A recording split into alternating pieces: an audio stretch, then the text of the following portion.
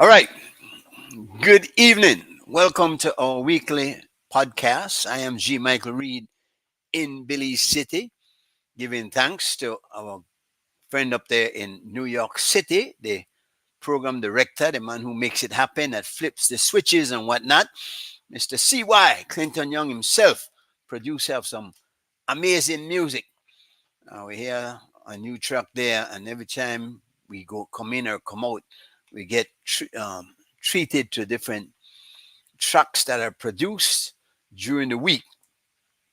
I want to say welcome to all our regular listeners and any new listeners that drop in off and on. We're expecting shortly the arrival of co-host Mr. Gregory Morrison. We are graced oftentimes by Mr. Joe Cowie, former Minister of Government, and of course the two ladies, uh, Deidre Gillett and Lisa Castanedas, are usually with us on a regular basis. In this show, we don't have an agenda. We don't have any axe to grind. We have no sacred cows. We don't deal with persons or personalities. We deal with issues. I imagine I can get this call at another time. Again, it is Wednesday, and Wednesdays mean that we're on for the next 2 hours dealing with matters that presents itself. This evening, there's a real elephant sitting in the living room that's been in there for a couple of weeks, and that's getting more and more attention. Let us see how this one plays out, because normally they'll wait it out, sit aside, and just let it slide. I don't think that's going to happen here because the noise is starting to pick up in the marketplace. Gregory, Good evening. Good evening. check your change. But the noise is picking up. And here, Lisa, I see you're online. Good evening and welcome. And good evening, everyone. All Good right. evening, young lady. We want to, I see Nigel is coming on board. Uh, so we're looking forward to an excellent conversation this evening. We want to deal primarily with this issue, this elephant in the living room, if you will. But there are other things that we can touch on certainly throughout the show. Looking forward to that. Um, Gregory, what's going on in your neck of the woods, man? How are things up there? Uh, you hear me? I'm not hearing you, Oh, sorry. Santina. I said things are going pretty good in our neighborhood. They're having the Democratic National Convention in I saw that. Chicago. I saw that. I saw your Yeah. Obamas are Yes, lighting up the stage, man. yes. They were the star. They are the dynamic um tour, you One know. one two punch. Duo, One two duo, punch, if you duo will. of yeah. Yeah, They yeah. they're just both careful and effective speakers, good, decent people from all accounts that we have seen of their past and their presence and how they have conducted themselves while in office. So I think Of course, they're not the ones running for office right now. So no, they're not. that They're that they're makes they're that means supporting I Kamala Harris and Wilkes. and I have to tell you that I'm not as gung ho as everybody else, because just a couple weeks ago, even certainly a couple months, Kamala was considered the least popular vice president ever. Did you hear that? No, Um, I didn't hear that. she was She, quiet, she, yeah, very she quiet. generally kept herself quiet. She have through the whole entire administration. I think she had a little shine, and I don't know what happened, and then she kind of But all of a almost sudden, disappeared off the radar, effectively. But when I thought because even of the age of Joe Biden, should have been more prominent and taking more of the active role, but he never really seemed to have assigned her much. The vice president role is basically ceremonial in most instances, and they have no real functioning part other well, than to Biden was serve. certainly Yeah, but that's active. because Obama did that, but it seems like he didn't offer the same effectiveness to her But in are in you would you assign this newfound popularity, if you will, to more an anti-Trump as opposed to a pro-Kamala? Well, that's always an issue, right? How do you balance that? I'm sure the anti-Trump has a lot to do with it, but she's a good and decent person from all accounts. Um, I'm not one of her big supporter. We have no choice in some instances Are you as Republican things or happen. Democrat? First of all, I'm independent. okay, Yeah, I'm independent. But I okay. do but I do tend to lean more to the democratic side on some issues of the more on the social issues, on the economic issues. I share a lot of the comfort and policies of the Republican Party. I believe in a smaller government, a more effective government. I believe in Tax cuts for the rich. yeah, no, not for the rich, but I believe that government should not overgrow its size. I believe that a smaller government is a better government. That's what I generally believe. I hear you. Nigel, I see your mic is off. Good evening, sir. Welcome to the show. Yes, good evening, guys. Thanks again for having me. All Mm. right. Let's get Of straight course, into it. Uh, gentlemen, before we start our program, I just want to offer condolences to Christopher Broster. His stepdad, Yes, a parent of his, passed away. So, Christopher, please accept our yes. sympathies from the show. All of us on the show, we're sorry for the passing of your parent, and we hope just know that you're in our prayers as well today. Okay, thanks, Chris. Take care. Thank all you. right. Thank you Chris, for of course, was on the show a couple of times, and he hosts his own show, right? yes. On Monday evenings. Yeah, man. Yeah. All right. Condolences to the family. Yes. Nigel, Yes, sir. we're having Selassie's son arrive. I don't know if that you were the Sam in the talk about. Uh, protests Friday morning. Are we still on? Yes, full speed ahead. All right. Nothing can stop the reggae jam. Okay. What are the situation with this now? Because there's a lot of money was paid out to somebody, and more information is coming out. It seems now they made 1,000% profit when doing and did nothing for the land. No improvement, no touch, no nothing. They just buy it from government, sell it back to government. 1,000% profit. Is that correct? Is that where it Yep. stands? Have been situation No, for no. quite some time now. And I got to say respect to Brother Luke Martinez, NTUCD. They went in and dig up more, then gone more in on the whole issue. Then he went to land department. Actually, was along with him today. We also went to the Ministry of Finance to get some information and to have them show us the transaction, the deal, to see if it was already paid. And unfortunately, we weren't able to get that part of it. But we found out that the government, the land was sold to those individuals by Recondev in Bemapan for a measly $610,000.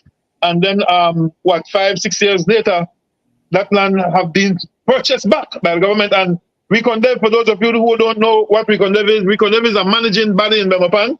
Actually, they were tasked with building Bemapan back in the days. So they function something like, it's like Recondev and Bemapan City Council manage Bemapan. Recondev, that the body that doesn't really give an account as such, while City Council needs to give an account of every transaction that takes place. That's how I've been following it for quite some time. Actually, people at Bemapan have been begging for those two entities to be amalgamated. We can't have two managing body in Bemapan managing Bemapan's resources when one has to give account and another one just use it like one political part. So we have concerns about that Recondev body for quite some time now. However, the thing here now, Recondev that like one statutory body or statutory board where they're like semi-government. So the government stole it for $610,000 5-6 years ago, and now they're buying it back for 6.9 to $7 million. That's ridiculous. That's something that should definitely shake up poor people, taxpayers, and here we are today now challenging and asking for transparency and more clarity on the whole issue. Yeah, it sounds almost like the alcalde village council kind of situation where they have down south, with this Belmopan. I mean, who to run things, no? Atan made a very good point here that it shows that you can get a land transfer in a matter of minutes, maybe, Yes. certainly days. And how come everybody else got so much trouble? The average person, Yo. try get, how long you to try deal with them Mocha land where you to deal with them? And that again, hence the reason I take this whole thing serious, because for quite some time now I've been fighting for land ownership among grassroots people. Classic case again, even when the previous administration was in, Minister Vega at the time, I challenged him. I told him, yo man, we have found cases where family members and cronies have been getting land for $70 an acre. In some cases, they applied yesterday and today they have title. So that is very, very heartbreaking to see that many a times are certain individuals. That's why I always label people as wire bearer wearing, suitcase handling individuals. When they go to a land department, they don't have to go through no long line. If you go to land tomorrow with a camera right now, you want to see the long lines where poor people have to go through. And many a times, one day is not enough to carry through a transaction. So you can't ask your boss for next day to go back. You just can't. And hence the reason people like the police, the BDF, the Coast Guard, public servants, teachers, etc., they're frustrated at land department because you need to go to land 1, 2, 3, 4, 5 years sometimes to get on transaction. No, we here, I work with a reputable real estate company. We have projects that we have done 2 years, 3 years now, and we still can't get them transactions started out. It's like as if though the government personally frustrated with, but when you check on the streets, while a lot of regular individuals, single parents, individuals have one transaction at land department where it take them 4, 5, 6, 7 years in some cases. So that's very frustrating. Now to see that this transaction was just handled so quick overnight to serve some cronies, some friend, some political agenda to go on there. Do you think they may get away with it? Or then just not give a damn? They may think they may get away with it. We have our national phrase that we call blow over like the lee breeze. Right. Yo, that was a serious thing. I can't hear that. I hate the line. I hate the phrase. I think we have to challenge it and change the mentality of believers. And the next thing what people say right now, what will one day protest do? Well, let's not one day protest. Okay? This is not our end tomorrow, Friday. This is not our end tomorrow. This is not our end next week. We want to find a way to challenge this thing to be reversed. If we have to call an injunction or something, or make one minister who has signed that, make we find out who signed it. And my boy, take that out of your pocket.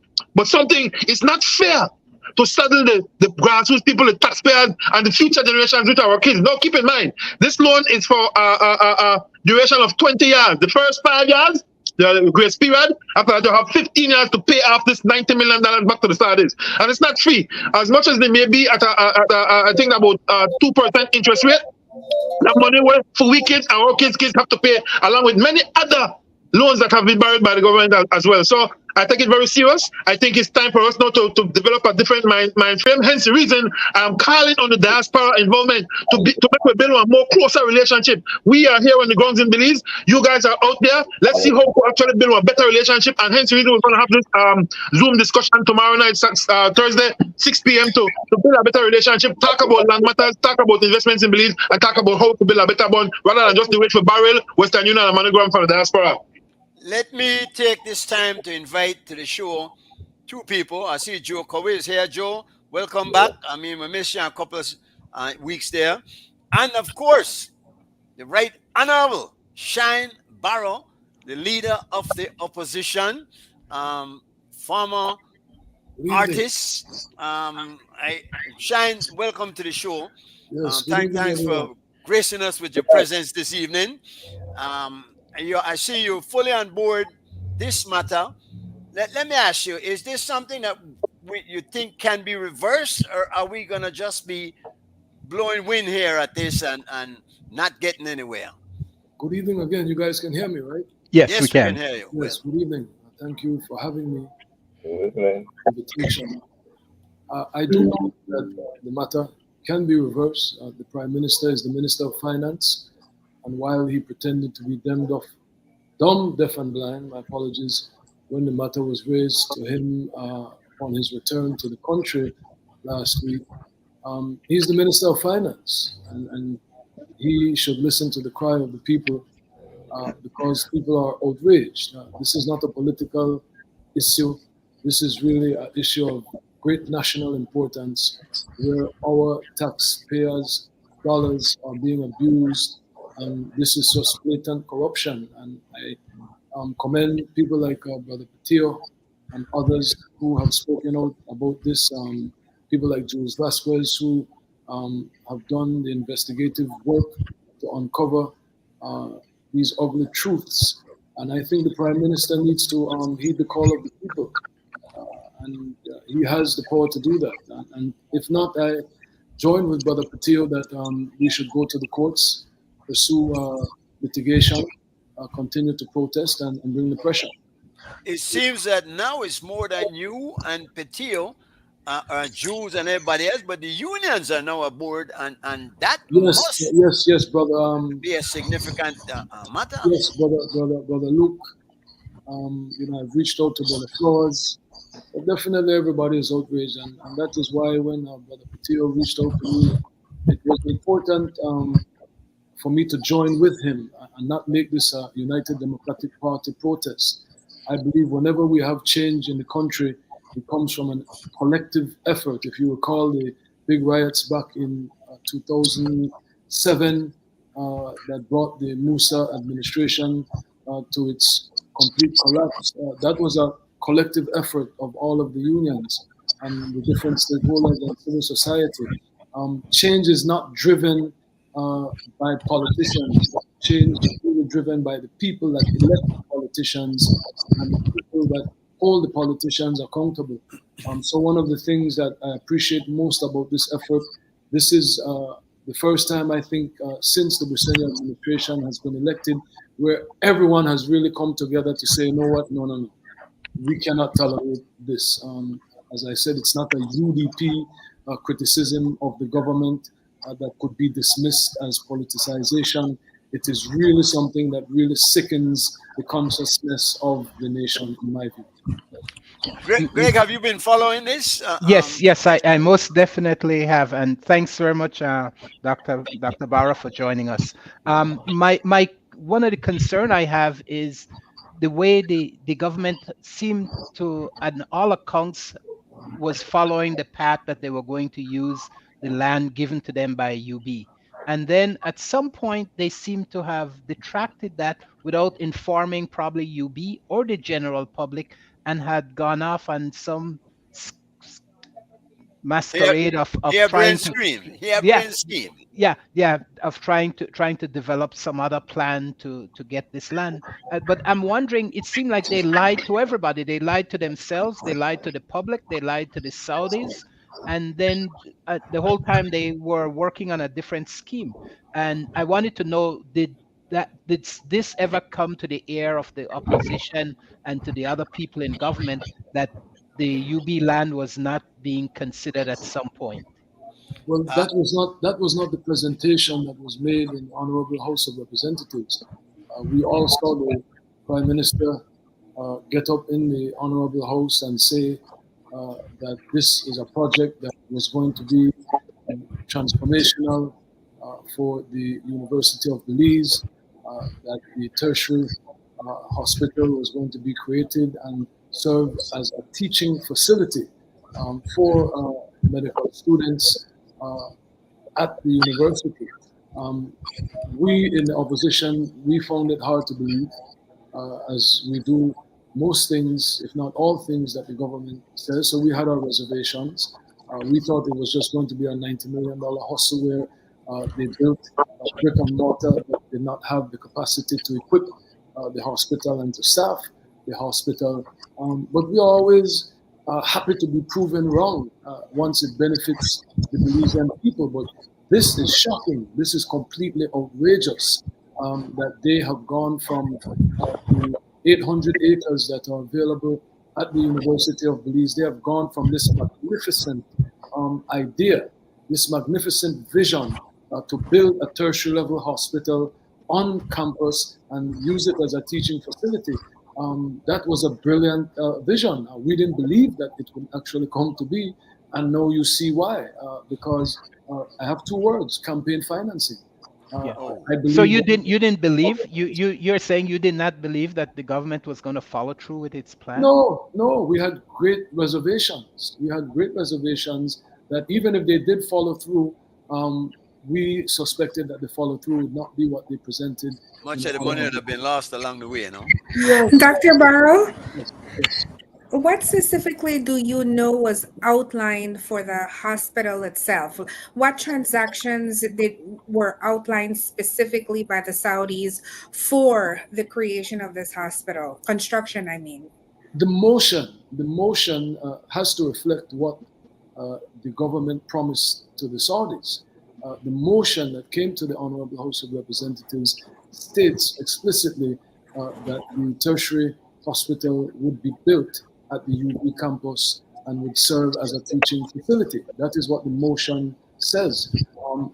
Again, it highlights and underpins that this government is just making it up as they go along, because I would think before they even made a proposal to the Saudis that they would have had the technocrats be a part of that process. So it doesn't speak well of their preparedness and their competence that they're making it up as they go along. Because to bring the technocrats in after the fact, to me, is a lack of preparedness, a lack of focus, and a lack of having a plan. Remember, they were elected as Plan Belize, and so this shows no plan. It's also, to me, arrogant, haughty way of governing, where they believe that they could get away with these things. I mean, we're talking about shifting from free land that the University of Belize had offered to them. We're talking about shifting from the entire outline of the project in the house, but what we are failing to talk about is the cost of that shift. It is not as if they are saving millions of dollars. In fact, they have now gone from getting free land to build a hospital. They have gone from a legacy project that would impact students at the University of Belize for generations to come.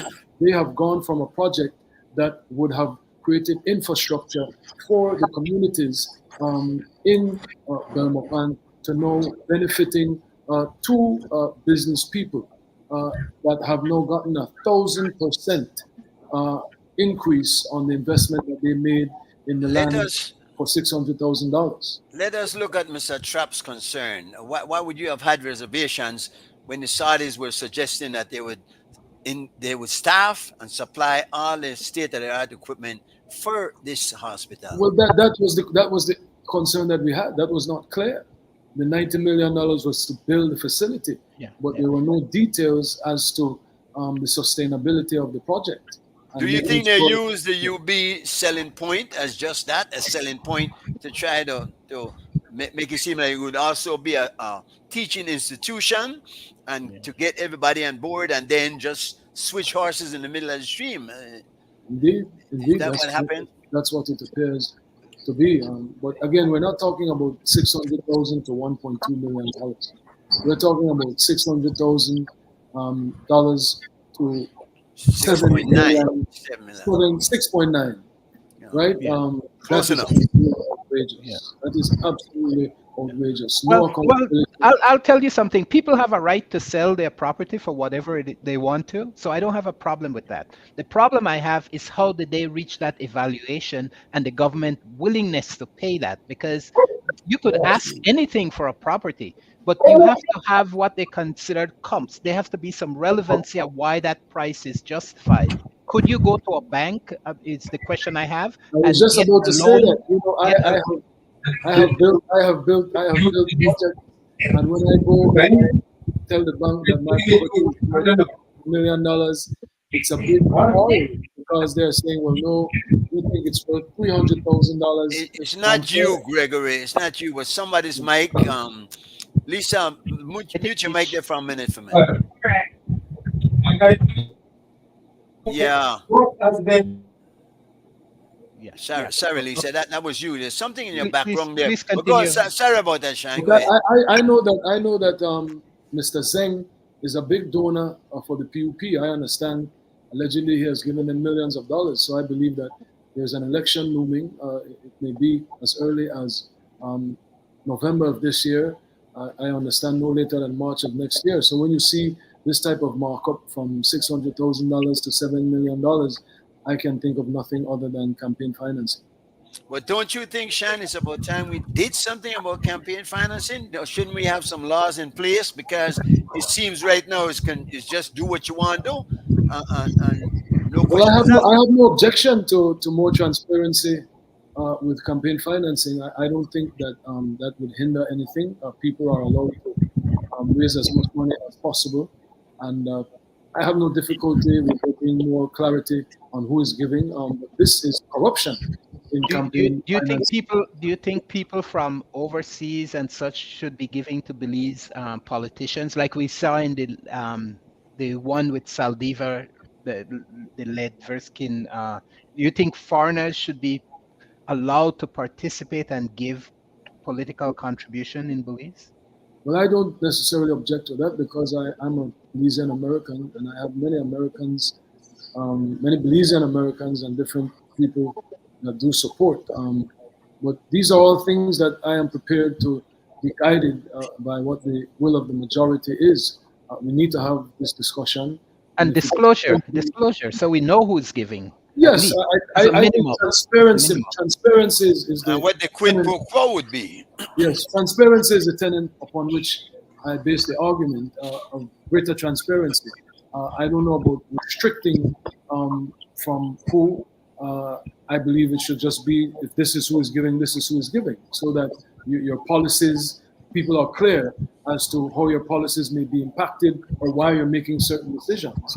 It's for the people to decide. Because in the States and other countries, people raise billions of dollars to run their campaigns. And it is clear for the public to know, well, this congressman or this senator or this president is getting money from X, Y, and Z corporation. And so we need to look at that if we elect this person, who they would be beholden to. So I think transparency is key. Let me bring back. Let me just ask one quick question. Let me ask one quick question, because Steve Trapp is posing it. He's asking, would you support Inca as a leader of the opposition? Is that a policy? I know there's some legislation in place for it, but there's no enforcement or any full participation in it. Absolutely. It's a shame that the Integrity Commission has just been sworn in and has been inactive, I believe, for the last 6 months. And it's a shame that we have members of parliament that have not submitted their required disclosures for years. I can tell you Misha Shabat, since he was a senator, has not submitted the required disclosures to the Integrity Commission. So I'm all about accountability, and you cannot have accountability without enforceability. I know there are some CEOs right now that have gone from not owning anything to owning multiple houses all throughout Belize, and their source of funding. This happens both in PUP and UDP administration. Well, you asked me what my government was. I'm telling you, my government. Oh, okay. I was not in any previous government. No, I understand. So I understand that perfectly. First time that I'm serving in the House, and so under a Shine-Borough UDP government, we will enforce these things. Everyone has to comply. Everyone has to submit their disclosures, and we have to enforce all of the UNCOT laws that we have on record right now.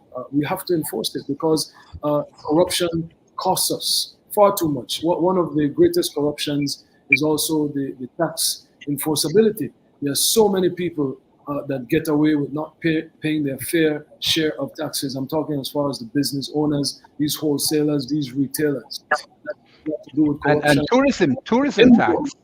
Yes.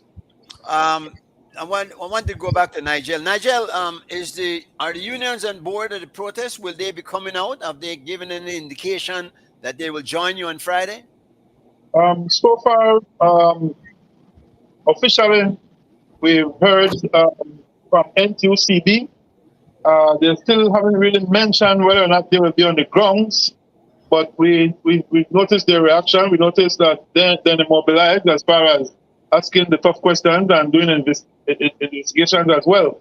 But I can't speak to whether or not they will be on the ground. I tried to reach out to other unions, but however, haven't gotten a response as yet. Again, you have to keep in mind that many times when you reach out to these unions, they will have to have a meeting among themselves first, and then give a response. I know, like the president, you could talk to the president all you want, but the president have to go to his people and then give a response. So today is what, Wednesday? Hopefully by tomorrow we'll get some response from more of them. But are you extending invitations to everybody out there? Is that yes, everybody invited out to this event. This is a situation where, as Belizeans, we all need to stand up and voice our opinions here. It's not about it's not about the opposition. It's not about me as an individual. It's not about any one individual out there. This is our situation where it's hurting all of Belize, and so everybody is invited on board. Again, too, I want to remind you that I've reached out to the diaspora as well. Sister Aria, who have been very, very instrumental in many times and situations that takes place here in Belize. Ditra, Lisha, these are sisters who are very much concerned, and so the diaspora, from my end, I could say that they are organizing themselves. Hence the reason we put together this discussion tomorrow night to get more of an input from the diaspora and to build a tighter relationship, or a better bond, a working relationship with the diaspora. I give the credit to the diaspora as people who are exposed, experienced, people who understand the importance of standing up, and so let we build a better relationship with the diaspora. Stop just to wait for Barrel and Western Union for now. all right, the diaspora? But how, do you think that Shine's involvement might put a political twist on this and make it go in a different direction? And you No, this is actually the job of the opposition. First of all, the opposition is what we consider the voice. When it comes to that, it's usually the opposition speak on behalf of the rest of the citizenry. When it comes to government affairs, the opposition is starts with going into the house and speaking up on certain issues. So it was natural for me to reach out to Shine, to Brother Wilmer here, to other unions and organizations, business people out there who are mad about this situation as well. So I sent a call into everybody. This is not about politics. None at all. Let me ask Mr. Barra a question, because I thank you very much for that. Because one of the things is this activity has been going on for quite a while, where the government had made this decision, and I didn't hear much from the opposition. At some point, I don't know if they were ignoring it. If this corruption scandal just came to light last week, brother Greg. The revelation of the land acquisition is about a week old. This is not something that has been around for quite some time. So when was the last time the government had introduced that the land was that the hospital was placed on UB property? When was that? That was in May. But what I'm telling you is, there's nothing corrupt about that. There's nothing wrong with that. As I said, it was hard to believe. We had our reservations, and the criticisms that we offered in the Honorable House was that we didn't think it would come to light, and if it did come to light, it would not be sustainable, because it's $90 million to build a facility, but we need millions more. You need twice more to sustain the facility. So that was our criticism. But this issue of the corrupt land acquisition is but a week old, and as soon as it came out, in fact, one of our shadow ministers in the shadow cabinet is one of the first people that shared the information, and then Jules Vasquez broke it. It's only about a week old, and we've been all over it. We've put out several press releases, and as Brother Patillo reached out to me on my way back from Jamaica, I responded immediately, and I could have put hundreds or 1,000 people together as the opposition leader. But I believe that it is time to be inclusive. It is time that we all come together. This is not about political criticism and me trying to become the prime minister, so I will say whatever I need to say, and the government is always wrong. This is an issue that everybody is outraged. Even PUPs are like, oh my goodness. I want to hear from Mr. Cowie. I want to hear from Mr. Cowie. But that's it. Speaking of yeah, Brother Joseph, how are you doing? Respect to the former minister. Yeah, I have been listening to I think the same thing. I wanted to say no.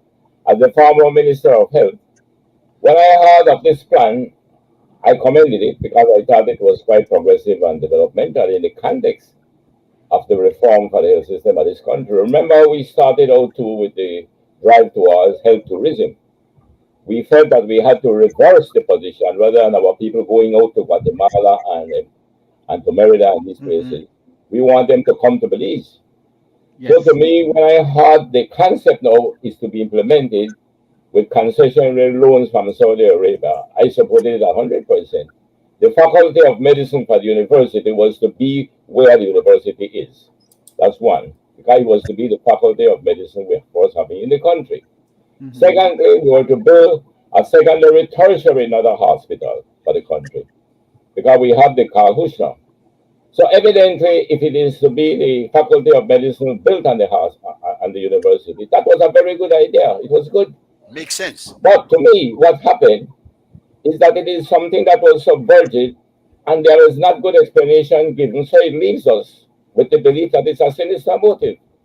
Because I cannot understand from what I read in the paper, how could you justify saying that you are putting this Faculty of Medicine, this tertiary level institution, now at a different place, when in fact talking about what you may need to do to get people to the spot, I didn't find anything to justify why they had to move it from there.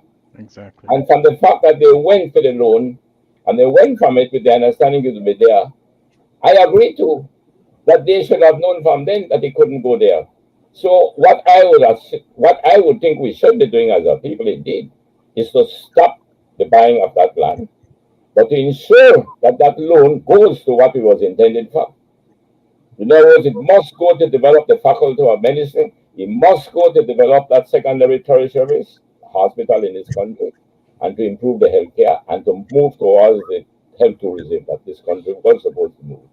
So Where I do you support 100% that where do you see this going, Joe? Where do you see this going? Do you think there will be a reversal here? Do you think they're gonna come to some kind of um, well, commonsensical? Mr. Chairman, I am a strong believer in participating in our democracy beyond the ballot.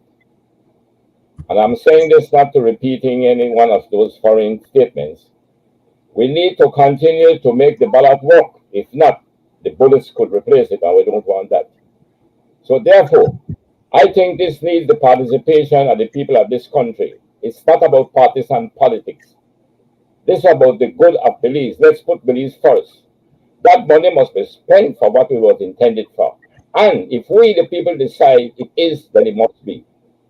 So it's not about whether they will do it or not. No, we But, must but begin to letting the government be held accountable to the citizen. the That is thing what the thing is though, we're not yet to that point where we're worried about how the money gonna be spent. It's this land acquisition and this amount of money that's spent that the Minister of Health said would not be coming out of the Saudi fund. That Yeah. this was It, apparently out of the yeah. consolidated fund.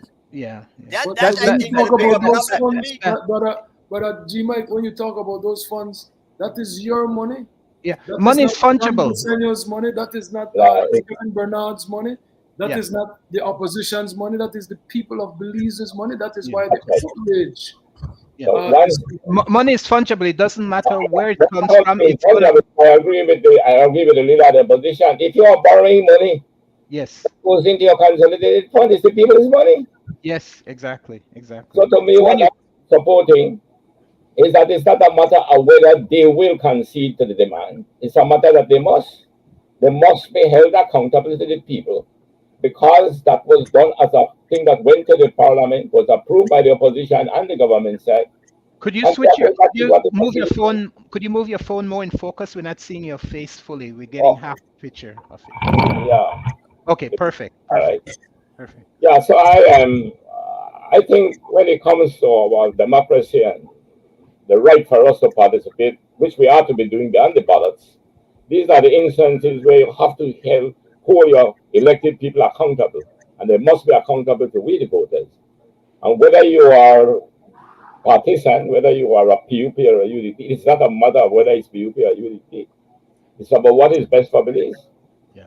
And my concern particularly is the lame excuse they're giving you that they'll have to spend an extra $7 million to develop infrastructure. If you have to spend $10 million to develop the infrastructure to get us from where the road would connect to the hospital at the university site, it is a well spent money, because what's going to happen? Absolutely. You're going to have development along that pathway. Absolutely. you're gonna have that road developed. They'll have to develop it at some point. You might as well do it now rather than put money in the private pocket of people at a what seems to be a very Well, exuberant. Mr. Craig, I But fully support you and Mr. Leader of the opposition. I There I had to have been a cost benefit analysis. I was You making a cannot make point. this decision without doing the cost benefit analysis. So let us see the cost benefit analysis. I Let was us see why the paying of 6.9 million for a piece of land away from the campus, that the benefits will outweigh the cost. Yeah, They and I have not was only making a and point. also I on was land. making a point last week that we know where UB is. UB students are now going to UB. I don't see where it will take any $6 million worth of infrastructure exactly, to make that place accessible. It is exactly. already accessible. It would Exactly. be on the compound of UB Listen, property. I know the area. In fact, about a year ago, I brought up the whole issue of this 1,000 acres that you'll be having Bemopan sitting down. I was trying to point out that maybe we could Bemopan citizens or the leader, the authorities in Bemopan could have take back some of the land for UB and give them some land somewhere for adequate studies. However, long story short, I know the area. Bemopan City Council is building what you call a city within a city. It's called Innova Bell. It's right in the area that leads on that road that goes to UB. That infrastructure money would have definitely the 6.9 million when they complain about they may have to spend back in our infrastructure. We at Bemopan would have welcomed that because then you may have to build one road that needs more working on. You may have to fix up a whole area of Bemopan that sits in the immediate area. Apart from that, the road that Kevin Bernard did the interview yesterday on, that's one of the farthest part. There's other areas that you could access that land that is actually developed right now. There's a part of Bemopan called Capital Investment that was done by Mr. Arnold. Have paved roads, light water, everything. So the excuse that they are giving, no other. Apart from that, I have done investigation. Jules Vasquez have done investigation in the area of the proposed land where other individuals are selling to the tune of 28 acres, 15 acres. I know one of my personal bedroom who have 15 acres on the roadside, about 10 lampposts away from this land that the government just paid 6.9 million for, going for $130,000 an acre. That to show that nobody ever do no research. They were adamant about buying this land. It seemed as if though they made up their mind. They never make no announcement. They never tell people in an area, do you have land for sale? They never gone shopping. No, you're managing our resources. You're managing our monies. You never did the best shopping with that. You never gonna find out if there's a better deal. You just right away paid $6.9 million, and that's the one I think that bothers me the most because I could tell you, I could show you right now that there's land in the area far much cheaper. The land in question right now, as we heard the engineer from MIDH, Mr. Evandale, he mentioned, and he's an engineer by the way, he don't know about the health department or hospital where they suggest that you use that land there. He mentioned that the land sits between two flood-prone plots of lots. Apart from that, the sewer is there, one stinking sewer. I tell you, the area stink. At least 5 to 6 months of the year, that area is stink. So why did they rush into purchasing this land? Why didn't they mention in the cabinet and to the Belizean people that they were switching from that area to another area? And why didn't they announce it publicly that with a tripod on that next piece of land? So everything about it is stink. It don't look good, and hence the reason we are here discussing this issue. Sam was suggesting that maybe the problem is that we need auditors, and he mentioned Joe because Joe has been talking about this a lot. But Shine, you also mentioned that the Integrity Commissioner was just sworn in for a second term. The Ombudsman was sworn in for a second term. What have these guys presented as reason why they should be there again? Do they even give a report? Do we know what they're doing? Are they doing anything? And shouldn't they be at the head of this protest that's going on here, man? Definitely, we've sent letters out to the Auditor General, to the Ombudsman, and to the Contractor General. So they should all be involved in what is going on here because Why isn't the they're Senate looking out for looking our at it? interest. Why isn't the Senate looking at it? Yeah. The Senate commission that usually investigate. Yes, I definitely. I will reach out to the senators. I have a meeting with Reverend Bengoshe on Friday, and so we will discuss it after the protest. No? Now, Shine, while we have you here, though, would we be seeing anything different than what we've seen respective governments, one of consecutive governments engaged in the same kind of skullduggery and robbing of the people? What would we be seeing from a Shine Borough government that would be different?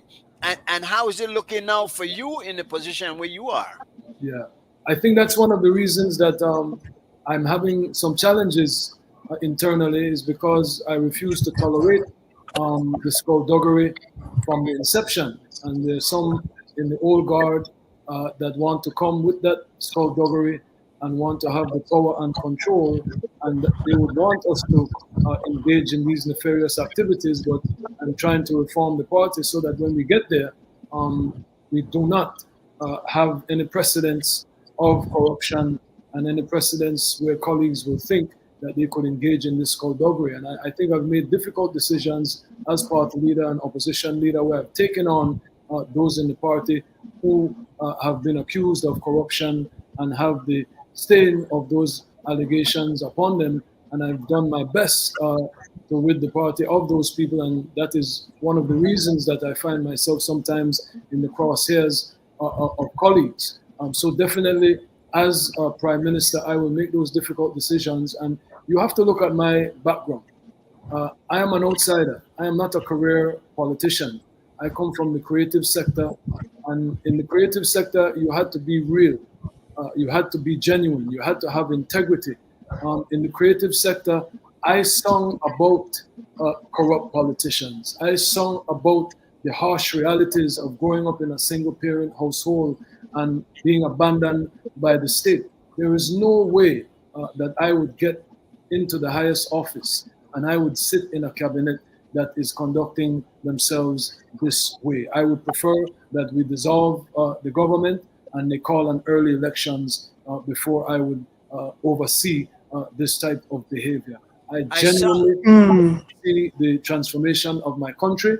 It is costing me millions of dollars to invest in the opposition.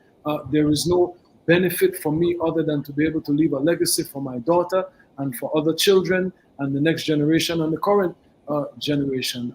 So I will not tolerate this type of behavior. I saw in the news tonight that Boots is back in as a standard bearer. Is he a part of your group or on the other side? Well, he is a unique situation.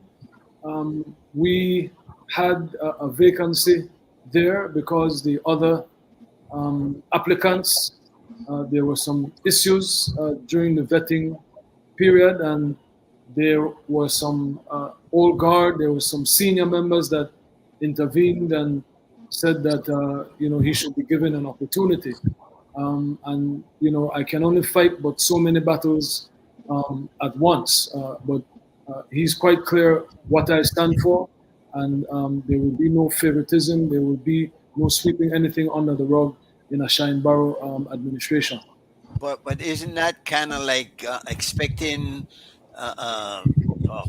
victory of hope over experience? Because experience has shown us that this happens over and over again, and certainly Boots has been there before.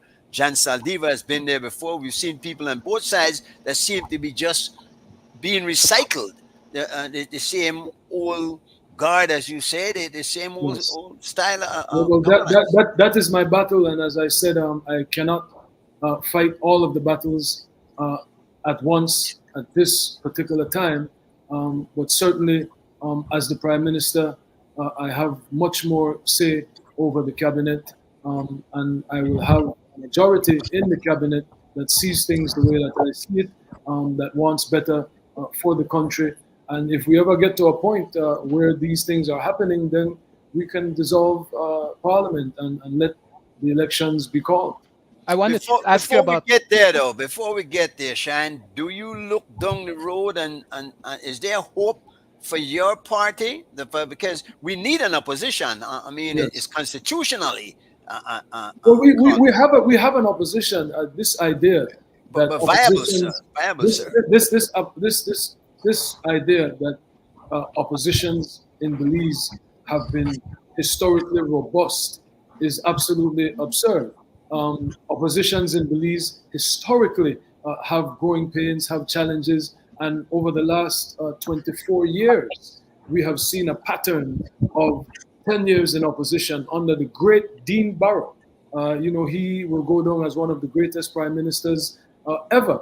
And In he your, was, when he was in in your opposition, opinion, of he course. was, yes, in my opinion, I can only give you my opinion. Yeah. There are people who would differ. In my humble opinion, I can only give you my opinion. But what I'm saying is he served 10 years in opposition. The current government served 13 years in opposition and recycled the leader twice.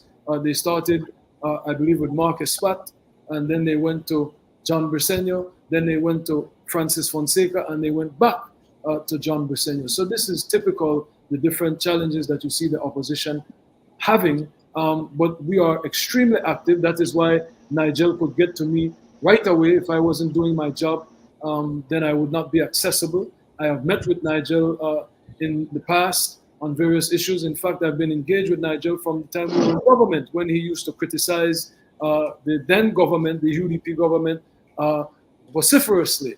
So one thing with Nigel is he's an equal opportunist when it comes to holding governments accountable. But we have been very active. We are working currently on a manifesto to make sure that we distinguish ourselves based on our policy. I'm not interested in personalities. I'm not interested in power struggles. I'm interested in presenting to the people of Belize what our policies are going to be. How will we make healthcare, public healthcare, better for Belizeans? How will we provide housing solutions that this government has failed to provide for the citizens of Belize? How will we provide citizen security? We need to spell out our policies. That's what we need to do right now, and our standard bearers need to be in their constituencies working. And when people like Patio and other civil society call, we need to be there and protest. We have had at least 4 protests since I have been party leader over the last 2.5 years. We protest in San Pedro, we protest twice in Belize City, we protest on the steps of the National Assembly when we were dealing with monies being misspent at Social Security. So there is room for growth and strengthening of the opposition. I concede, but we are active and we are working, and this is all a part of the challenge of being in opposition. Mr. Leader of the opposition. Can I ask you a question, please? Yes, brother. My experience over the many years in politics have taught me something that I think we need to come to terms with. I personally do not believe that the laws are inadequate when it comes to oversight mechanisms, when we come to the internal controls. I don't think our constitution has failed us. I'm not saying that we should look to reform it, because we can always improve. But it seems to me the epicenter of the problem with us is the non-compliance with our laws. Let's use one example. The finance section of the Constitution is saying that the national accounts must be audited by a certain time every year. Up to when I left under the colonial system, while I was in the government during that period, we had to have that done. There could never been a time pass without the national accounts being audited. Imagine now, under both governments, the national accounts have not been audited for many years. So one of the fundamental internal controls to make the elected politicians accountable to us for their appropriation act is not being done. So to me, the problem seems to be more with the political directorate not enforcing the law and the people not enforcing them to enforce it. Because we can take measures to have them enforce it.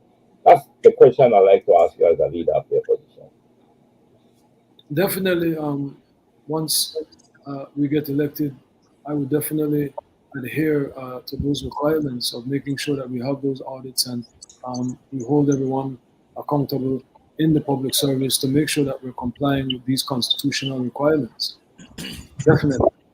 Before we go into this election, that's coming up, should we have our constituents properly have redistricting and have them size appropriately Absolutely. so that they match the constitution as per the requirement? Constitution?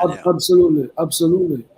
I believe that the redistricting effort by the government was completely tainted by having the Deputy Secretary General, Mr. Colette Montejo, as a part of that task force. But overall, we did not have a difficulty with most of the proposals, but there were just some blatant examples of gerrymandering and politicization of the process. For instance, merging Fort George with Belize Rural South, which is Kikaka and Burgess Key. That was absolutely outrageous, and that was to preserve the Musa dynasty. As you know, it is Henry Charles who is the era representative for Fort George. And what would make sense is a merger of Fort George and Caribbean Shores, but you know his brother is also the era representative, Honorable Karim Musa. So those are some of the challenges that we had. We believe that Belize Rural South should have been made into another constituency. That should be two constituencies. But And what then about having the proper share of electors in those yes, particular divisions? we do believe that the proportion went beyond the global norms. I think it's supposed to be 10-15%, but we went to about 25% as far as the proportionalities. I don't understand what the Supreme Court was thinking in their ruling that the government has complied with the consent. And so I hope that the Belize Peace Movement and the other interested parties will continue to press and go to the Court of Appeals and go to the CCJ if need be. If we get to the point where there's need to file an injunction, would you be willing to be a part of that, Shine? I mean, it seems Yes. we have to do something. Yes. Well, I don't think we'll be able to sit and let this one ride out. We cannot afford to let this one blow over, really. We are consulting with legal minds as we speak. In fact, I just sent over all of the documents regarding this corrupt land acquisition to a few lawyers, and they will get back to me hopefully within a few days as to the legal course of action we can take. And Dr. Barrow, Go ahead. I wanted to ask you, considering that yesterday the Governor General inducted or appointed, whatever the correct word is, the new commission for corruption. Integrity Commission. Yes, Integrity Commission.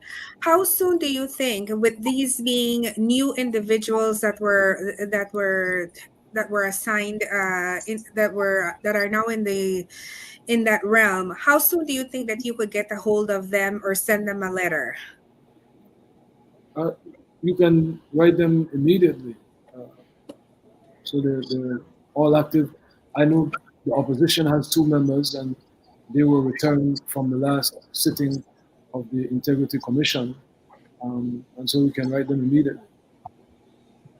All right. The question up on the screen, as you might see, are you going to change the laws to let Belizean Americans have the right to vote in elections in Belize if you become Prime Minister? Yes, we discussed that at the Diaspora Summit. And I Did you make that promise? Yes, but there are certain requirements that we had in place as far as there are 2 sets of Belizean Americans.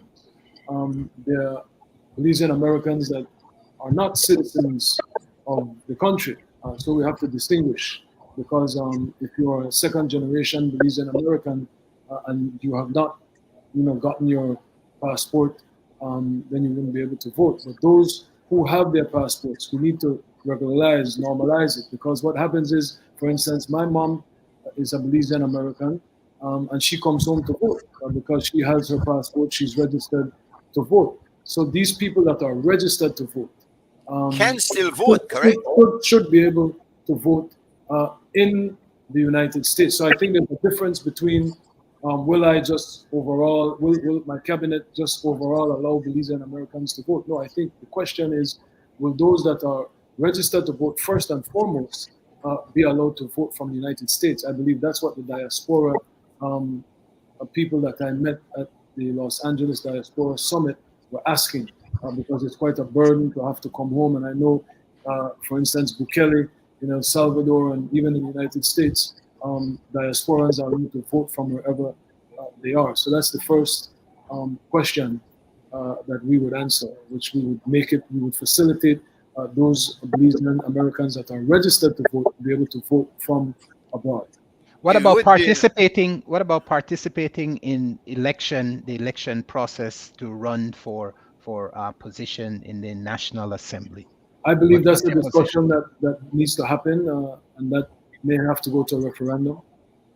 I believe that's the next step, because those who want to vote, that's the first step. The next step would be to run, but the Constitution does prohibit it. Yeah. So I think we should have. I believe in inclusion, believe in consultation. I don't believe that we should be making unilateral decisions. As far as the facilitation, to me, that's a low-hanging fruit to be able to facilitate people that are registered to vote. Now to change the law to allow Belizean Americans to be able to run for higher office, that would include more consultation with the public, and if need be, a referendum so that we can vote on that. I personally would support it under certain circumstances. If you're going to be able to run for office, then you need to be paying taxes. That's another thing as far as the regularization of the people that are already registered to vote, voting from the states. We need to be collecting taxes to pay for those facilities that would allow them it would be expensive, but it'd be expensive and complicated. Yeah. Yeah. So what I'm saying is, I have no problem supporting it, going to a referendum. People in the diaspora. I don't want to hear that. In the diaspora you pay taxes because you send remittance, and maybe you own a property. You should pay the same taxes. Hold on, let me finish my statement. Please do. My position is that you should pay the same taxes that all Belizeans that vote and that are allowed to run for office pay. I don't think you should have a less of a burden or more of a burden. That's my personal opinion. But it could be something whereas maybe those Belizean Americans that maybe are unemployed and not working, obviously they can't pay taxes, and maybe we could look at something where if you're making less than a certain amount, we could look at a tax structure. But I believe taxes are important. That's how we sustain our activities as a government. That's how we pay for quality of life that we are trying to offer for Belizeans.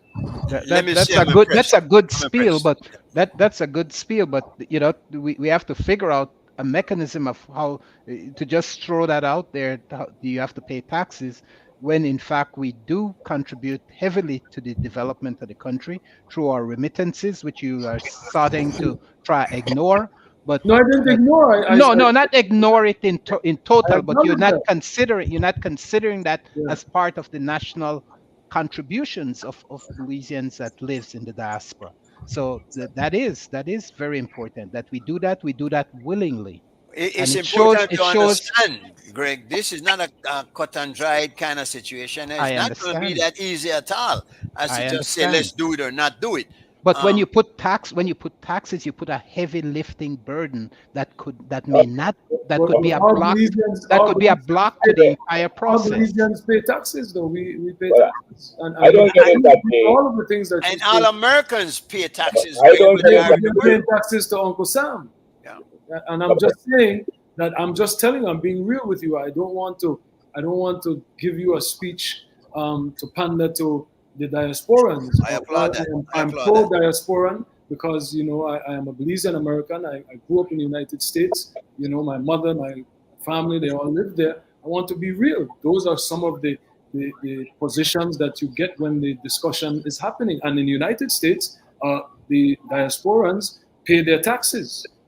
That is one of the issues we have in Belize, is tax enforcement. It's a big problem. And there are so many people that go ahead, Mr. Cowie.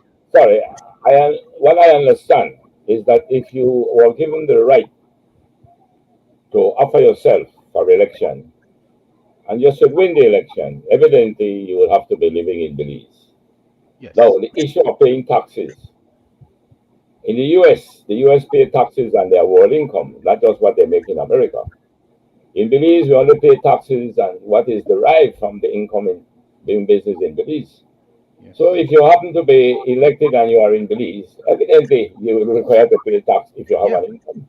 Yeah. So it's not you're going to impose a separate tax upon you just because you happen to be. But this is more on the voting, Mr. Cowie, the right to vote.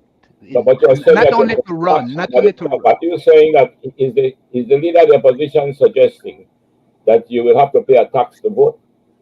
That's what No. That's not what I'm saying. No, that's not what he said. No. That's not what I get you are saying. So what is it that you're talking about taxing? No, well, I'm saying that they have to pay taxes the same way all other citizens pay taxes, not a special Right. tax. Right, They and if want every there is no privilege. income, then there's no tax to pay. Yeah. If you want the privilege of citizenship, But then it's not you have that. to. Yeah, but No, you have no. to- Citizenship is a right you have. No tax exempt that. But you renounce that right when you become a citizen of the United States, sir. yes, but gentlemen, just let me correct something here. You can be a U.S. citizen and you live in Belize and you're working in Belize. You got to pay the tax, whether you're a Belizean or not. Once you earn the income in Belize, our tax law is based on where Yes. the income Income is is earned. derived in Belize. American tax law is on world income. So to me, to suggest as if though that because of that particular granting of that privilege or that right, sorry, it doesn't mean that you have to pay tax once you're earning income in Belize. But you do understand that the difference, right? It's not about the voting. Because right now, Belizean Americans vote. can vote. As long That's as they're right. registered in Belize, they can vote. And in Right, fact, I so- believe what you're supposed to be here for That's why I said a that month tax or two. issue. That's why I said that tax What, issue what, raised what raised the that. diasporans asked was that they wanted to vote in the diaspora. And what I'm saying is the diasporans that are coming home to vote, right? They are coming home to vote because they present their Belizean Document. passport, right? And And so registration. it is an irregularity, right? Is what I am saying. It is an irregularity because if you are voting in Belize and you are electing the people in Belize and you have dual citizenship, I believe just as in the United States and in other countries, their dual citizens pay taxes wherever they live. So if you don't want to pay taxes in Belize, then you renounce your passport. That's just again, I'm amenable. We can continue to have the discussion. That's introducing quite a bit of complication in it. It's a loaded matter, I'll tell you that. You're not going to get out of this quite easily. Yeah. I grew up in the U.S., Brooklyn, East New York. I know the laws as well. The tax structure needs to be changed for expat and new Belizean investors paying $5 and $10 a year because you live in a village is ridiculous. That's a whole different matter there. Yeah, The whole I tax think the structure. idea of no taxation. Definitely, I agree with that the tax structure needs to be changed. Yeah. Yeah. Well, I just want to get back to this whole land situation because I'm sitting here and I'm still trying to figure out, and maybe Nigel or Mr. Barrow can follow through with what I want to ask. What is your next move moving forward? We have the protests coming up on Friday, but what do you guys want to do moving forward? What are we looking, to do?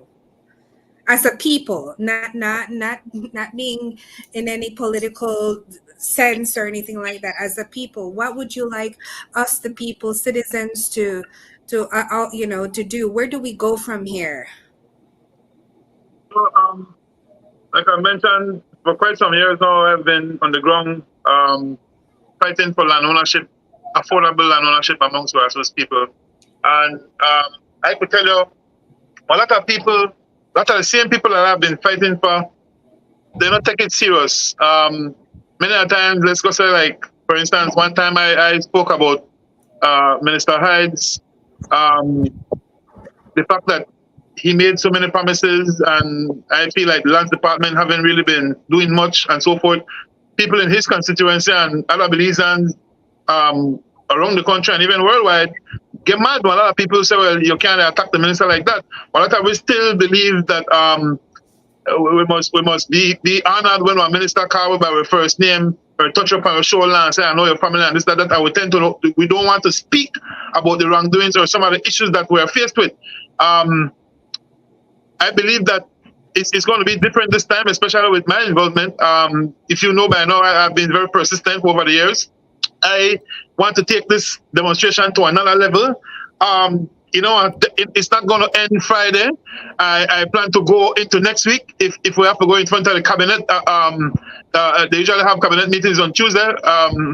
And so we want to carry it further. I don't want to make it just be one day event and then call it off. They said the mindset of Belizeans is that, like you rightly said earlier, G. Mike, blow away like on Lee Breeze. And the government believe in that as well, because while we are here talking about this issue for over the past week, it was just until yesterday or today, the government actually signed off on that deal. So they disrespect the whole fact that we have an issue with it. They paid the money before they signed off on the deal.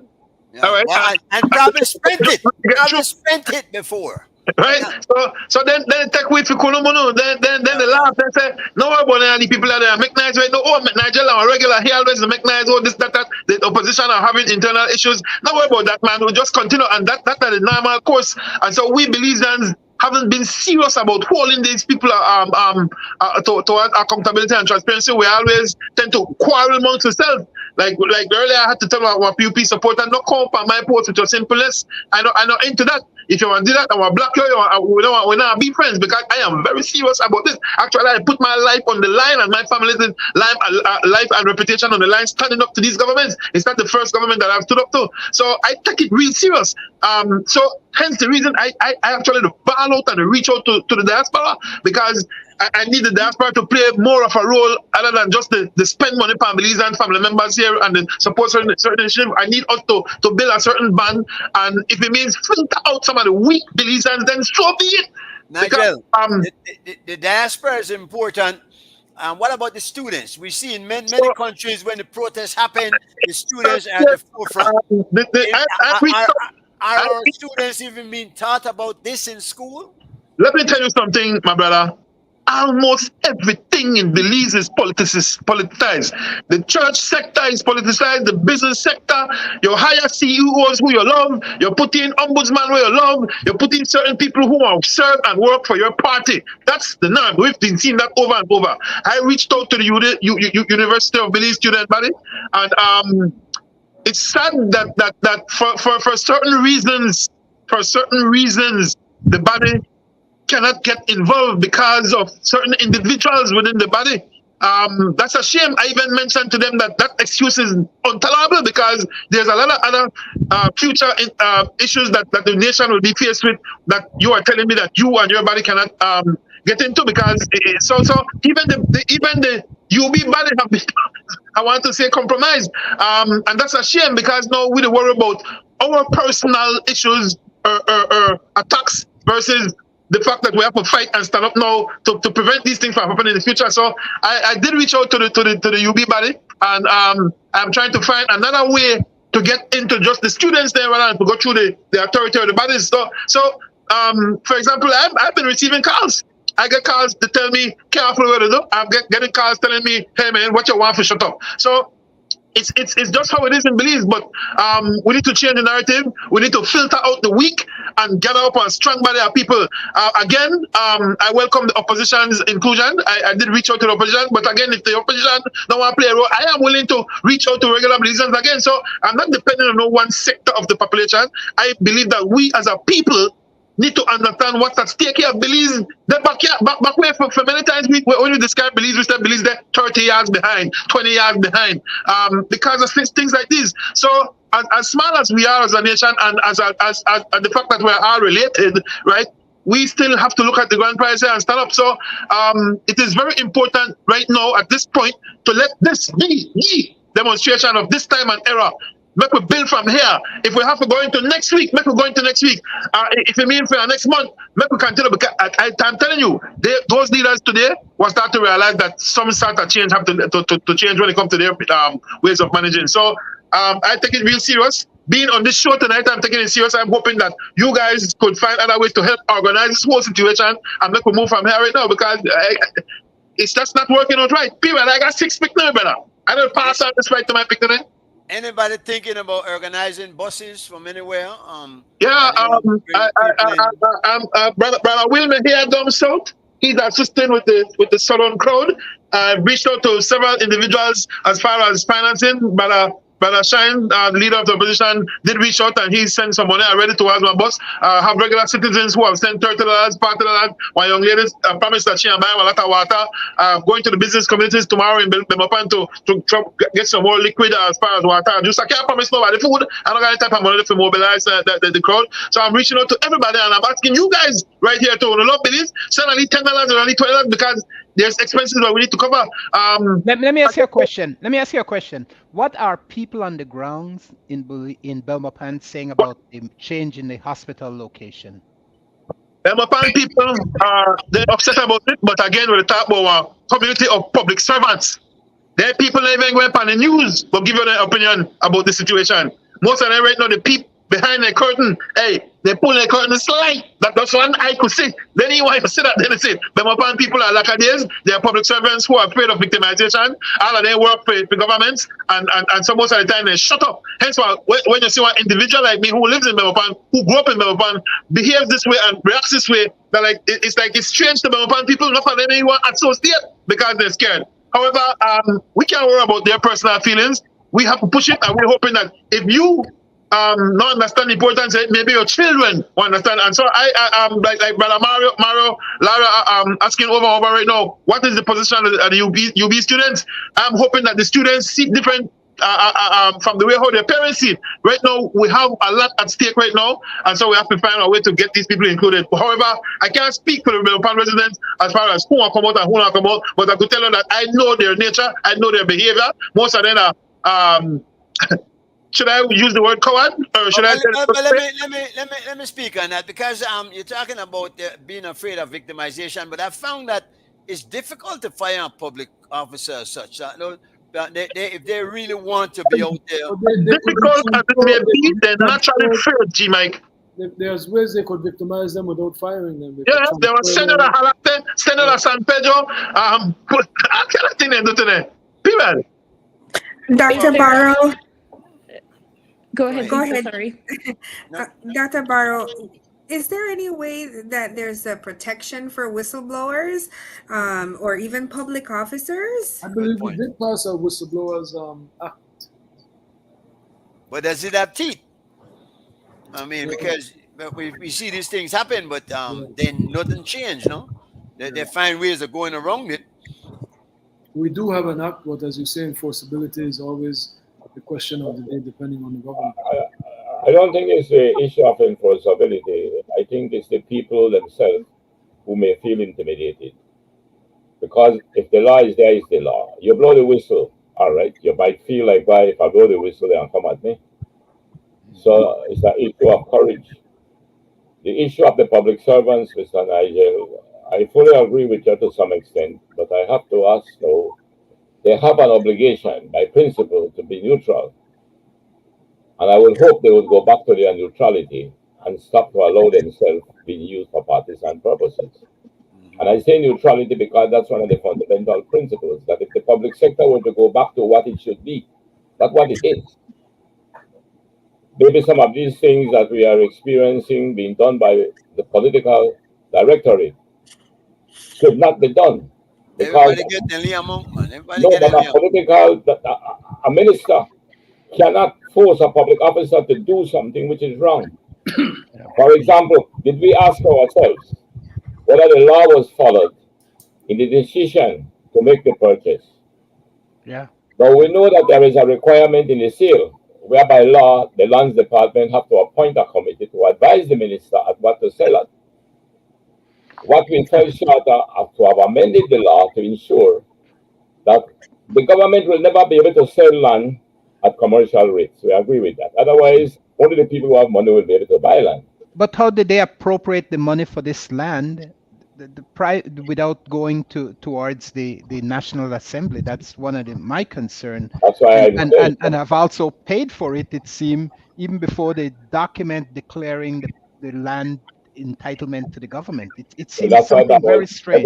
Is that we have to make sure that whether the procedure for what is being done is in accordance with the public regulations. Mr. Coy, you said something very important earlier. Let me remind you guys that many a times when one certain minister take over one ministry, he populated with his people. If you go to the land department right now, you will notice people from Belize City, Martins area employed. If you go to the Ministry of Health right now, you will notice people from Orange Walk and certain areas. So most of the time, people bring their crowd in with them. All right? And then those people serve that minister rather than serving the ministry. You understand? I can say this with certainty. that the patronage system in this country by both parties has become so entrenched by both. I'm speaking, yes, as a believer in the philosophy of the PUP, but that doesn't mean that I'm a Roman Catholic because of who the Pope is. I'm a Roman Catholic by virtue of the doctrines and the tenets of that, and I'm a PUP by virtue of what the philosophy and the ideology of the party should be, which I have some serious concerns about. Now, this public sector, as it exists today, is so perverted. It is so organized, and we have to accept that. So let's begin to talk about seriously reforming the public sector indeed. Because what you're saying is so true. Yeah. They bring cronies in, and what they do now is they even go further. They bring them officially through the Public Service Commission because they put people there who will do their bidding. But more than that, the places that they rent out, I'm seeing an ad now for the for transfer of voters and the election places that we used to go that was used to run by UDPs and not run by PUPs. So Gentlemen, I would like the place they rent, man. I would like this to be said to the leader of the opposition. Yeah, like he has a big job on his hand. Yeah. Let me say this to you, what is very important. Which one of us can tell how many people are now being paid from the public purse? How many people are being paid by the public purse? And is that an adequate amount? We don't know how many people are being paid because some of those funds are done through transfers. So they're not coming through the normal accounts. So what we need to look at, the public service. Everybody coming to the public service needs to be restructured and reformed immediately. We are paying almost 60 cents on the dollar to cronies of both parties who have come in there and are not even meeting the qualifications to be a public officer, but has come as subservient to the political directorate. And that is what is destroying this country, my brothers. Yep. And we have to put an end to that. PUP and UDP have to take a stand. If we are true believers, the UDP has their philosophy, which I think is a good philosophy. I do not adhere to it. You have Republicans and Democrats, and you have bad Republicans and bad Democrats. But I am saying that it's not about your party, it's about your country.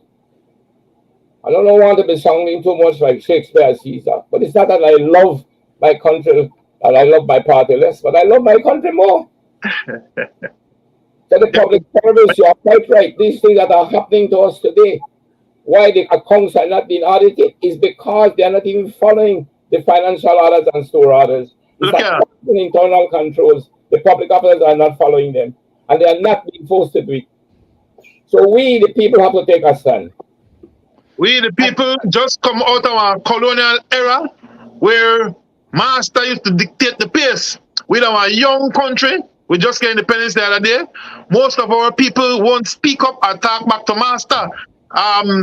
It has been the norm for quite some time now. However, this new generation, this new population of youths, I'm banking on these youths to be the change, because while lot of them the city is different. My parents came from an era where one spell you not talk back to authority. If the boss or the head or the leader said that's so, you're going out of the community or have to walk the straight and narrow. It's a time shift we're going through right now that is very much necessary. Nobody ever talk back one time. Today, I want to get some comments from Mr. Barrow, Dr. Barrow, on the constitutional reform that the government is planning to undertake. Where do you see that going, and what would you like to see in terms of reform for the Constitution? When we're dealing with the Constitution, it is very important that we are expanding rights of Belizeans, and we're strengthening the protection of rights of Belizeans. So that is a directive that we have given our commissioners that sit on the Constitution Commission. Right? We will not be in support of anything that seeks to infringe upon rights that we already enjoy and to take away rights that we already enjoy. And we have already seen some frightening moves in that direction, whether it be a recent bill that was passed that restricts the freedom of the press, where the press cannot report on some information that they get unless they check with the police, and then we have so much corruption. If you have to get approval from the police to share information, it might be information that they don't want out there. So, we believe reform is a good thing, but it should be to expand the rights that Belizeans enjoy and to strengthen the protection of rights. So do you think we need a new constitution or just some on the edge adjustment to our current constitution? As I said, the overall purpose should be there are laws that are there that need strengthening. And I believe we should be looking at expanding laws. When you have a constitution, you don't throw it in the garbage, and you should not tinker with it. It is the foundation of our nation. I do believe that it is fluid and things change, and as a society, if we have a change in views or our views expand, as I said, so we should look to expand the rights of Belizeans, not to restrict them, not to curtail them. So that is the overall view of the opposition. Do you think we should have an elected Senate? You're one person and you're saying all some good things. I'm impressed what I'm hearing. But there are 31 constituencies. Do you see 30 other people that you might be able to bring in? Because so far, looking on the horizon, you're going to have a lot of trouble in getting that done, don't you think? Well, we need 16 seats. We don't need 31 seats. Okay, to win the government, yeah, but you certainly would like to have a strong government in place, no? Yeah, yes, But, and I believe that the strength is in. And you'd have to contest all the constituencies, of course. Yes, we will, but at the end of the day, you have to be strategic, and you have to know where to apply the resources. You cannot. You're not the government. The government has unlimited resources, especially with all the corruption. But definitely, there are. Is that true for all government? They are like-minded. Yes, there is definitely corruption. There has been corruption in the last 43 years for all the governments of Belize. And I'm not saying that every prime minister was complicit in that corruption. But what I'm saying is some prime ministers have held their cabinets together because they thought that, if I dissolve parliament, it would be worse to have, the other party in power. I am someone that I will definitely fight for what is right in the cabinet. And if it comes down to it where we have to dissolve parliament, then so be it. If it means that we will compromise our principles and I will, be what it is that I loathe. I don't want to remind you of that two-sided machine, Mr. Barrow. Yes, I was not in that cabinet. So, but your father was the man that you call the greatest prime minister ever, which I disagree with. Yes, and you have a right. You have a right to your disagreement. I did not say he was a perfect prime minister, and I'm not speaking as a son. Actually, my top three is Michael Manley, George Price, and then Dean Barrow. So I'm speaking as a leader of opposition, as a parliamentarian, and I'm giving you my opinion. So I don't appreciate this father-son. No, I'm not doing that. I'm not doing that. I was just showing you that. On me. I was not a member of the Barrow cabinet. I was not a standard bearer. I was not, a candidate. I was not until he actually left the party as leader did I become a candidate. But what I'm saying is that, as the leader of the party, there are like-minded people that have elected me. They rely on my vision.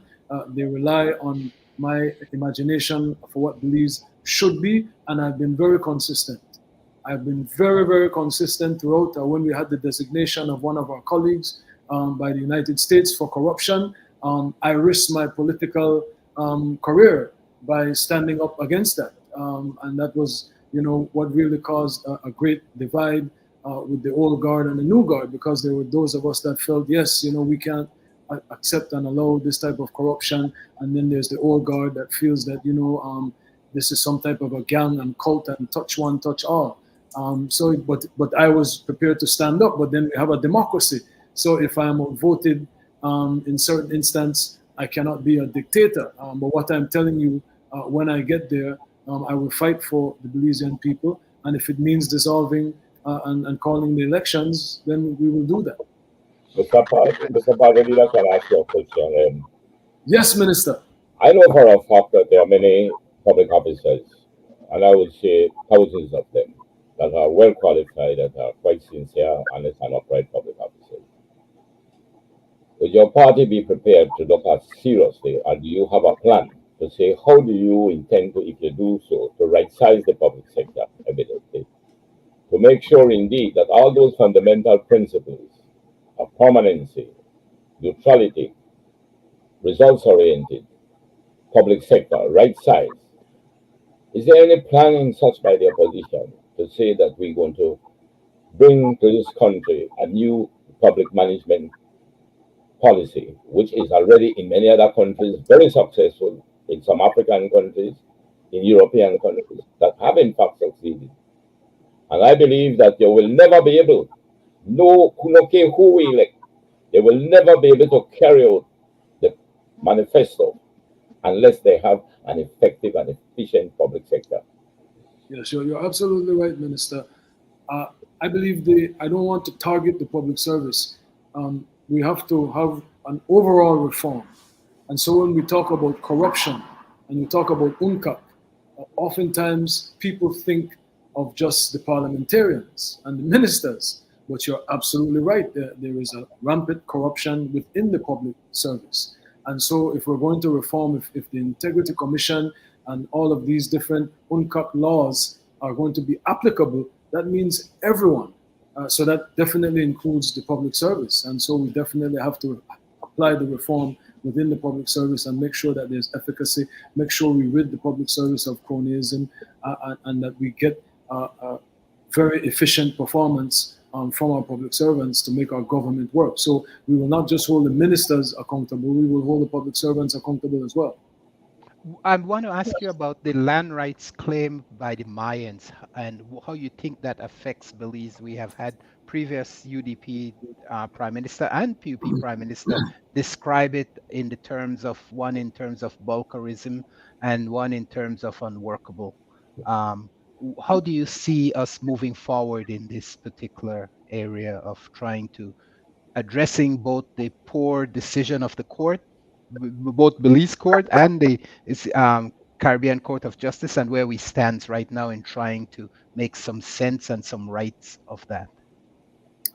Well, I would say yes, as you mentioned, the CCJ made a ruling, and that is our final court. So I don't know if we need to look at a legislative solution to make sure that the situation is workable for everyone. Because there is a big division within the Maya community right now. You saw that right there, yeah. Yes, so it's difficult as a government to intervene. Did the CCJ did make a ruling, or did they just say you guys go? The ICJ, did they make a ruling, or did they just say go, you CCJ, go and work it out? The CCJ. They did two parts. The one was you go work it out, and one is they ruled on some matters. Yes, but it's difficult to work it out when there's division within the Maya community. Yeah, I heard them saying today they might have to go back to court. Yes, so some of them are not in favor. My government would try to build a consensus. Is try to get unification on the way forward from within the Maya community. It's difficult to impose anything on the Maya community. What would you see as the best way forward, though, Shine? It has to be a solution that works for all Belizeans. I don't take the dismissive approach of Minister Balderramos that all you need is 6 feet deep and basically just. That's not what she meant. That's not what she meant. That's what she said. That she was giving a loose. You can't get in. It was a very poor. Of my. Sir, I don't want it to be political. I want it to be a solution. Political. I'm telling you what my position is, brother. And that is not my position. My position is not a dismissive view. It does not mean that I have a view that there should be everything given to the Maya people that would disenfranchise other Belizeans, right? We have to find a solution. But what about the idea of a state within a state as that is structured? Where the government seem to have less rights, needs permission to go into these That is areas. something that is not unique in the United States. You have So you're in reservations. favor? I know they do, but Yes. it doesn't mean that the government can't go on them. They just tell them they're So coming. then we will have to find a workable solution to how we deal with that. But these are Because we had the issue. We had the issue of the road. These are the indigenous people of Belize, and so what I'm saying, it's not a unique situation where in the United States you do have reservations and there are special accommodations for the Native Americans that were slaughtered and robbed of their land. But we don't have that situation in Belize. The Mayans, Yes. most of them came to Belize as guests after the Castor War, and many of them followed up later on, bringing families over the last 40, 50 years. Many of them are not the natural indigenous people to Belize, because when the British settled, there were Mayas here, most certainly, but there were less of them. What we have now is a different group of Mayan that's coming out of Guatemala that in fact has a claim to our country, and we have allowed them to settle and to be given citizenship by both political parties, the United Democratic Party and the People's United Party. Both of them have contaminated our constitution and the rights of our natural citizens. So we definitely have to look at that. That's a very salient point, to distinguish between the indigenous Maya population and those that have come from Guatemala and elsewhere. That's a very valid point. Mr. Leader of the opposition, while I agree that we did sign on to the indigenous humanitarian rights under I think the UN Convention, no? We did sign on to it. I personally support it in the concept of it. But don't you think that we rushed to that consent order too quickly, in the sense that Belize, being so small, the era we are referring to in the PG, don't you think it's practically, I wouldn't say impossible, but extremely difficult, if not impossible, to really carry out that consent order? Because in the US it's different, in Brazil it's different. These are countries that the indigenous rights were carried out because it was practical and pragmatic to do so. They had the size lands. Belize doesn't. So I believe that we jumped too quickly to the consent order. And the other thing about that There could is be that, efforts made now to try reconcile yeah, the two parties, the ones who want the community lands and the ones who don't. yeah. Well, Minister, I think a I solution, don't see it working, quite frankly. solution to that is legislative. That's why you have the Constitution. So a part of Constitution reform maybe needs to address this matter, because I hear you. You have people that have been living in some of these places that are guided by the consent order, that they have been there for generations. And before the new wave of Mayans. yes, and to displace those people definitely would be a great injustice. So it's something that we need to look at. Dr. Barrow, I wanted to ask you, can you hear me? Yes. You could hear. I wanted to ask you, and maybe you can give me advice on this. Yes, please. We're not hearing you. We lost you. Are all the ministries autonomous? Can they operate without each other? All the ministries in government? Yes. Are all the ministries autonomous? Like what specifically? When are they? When are they subject? Or when do they need to send information to quote unquote the Ministry of Finance to finance certain things? When does that happen, or how else can I say it? What are the protocols for that? Yeah, well, all ministries are answerable to the people of Belize first and foremost. But certainly, the Minister of Finance has to finance all of these ministries, so they're certainly answerable to the Prime Minister and the Minister of Finance. They're answerable to public service regulations. So there are definitely oversight bodies that all ministries must answer to and all governments must answer to the people of Belize, as Minister Corey said. You know, They're not doing that. I don't Not want to doing use the bullet. Some are favored more than others. Yeah. I imagine you're leading up to the. There is a section in the Constitution, gentlemen, I think the leader of the opposition is aware of it for sure, that speaks of collective responsibility. Those are the very words it uses. Yes. Yes. And that collective responsibility means that indeed all the ministers are collectively accountable and responsible to the citizens. So all the ministries have to be interdependent.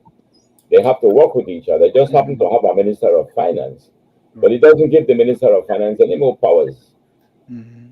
He just happened to be a Minister of Finance.